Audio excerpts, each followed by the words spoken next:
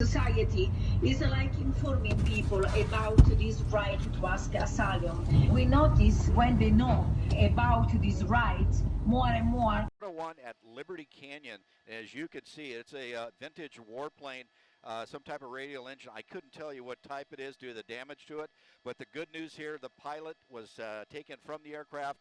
He is uninjured, as you see right here, landing on the westbound lanes of the 101 freeway just by Liberty Canyon here. Firefighters still working on knocking down the flames, but you can see the markings on this camouflaged with the German cross on the wing. So it's one of the vintage airplanes out here, which are a lot of them stationed at Van Nuys Airport. So unknown if you back to Camarillo, where there's also a large contingency of these types of aircraft, but we haven't gotten any information about why it landed on the runway, what happened here, but it looks like he did a pretty good job of getting it down on the runway, but then got that wing up onto the center divider, which ruptured that fuel tank and then caused the fire. But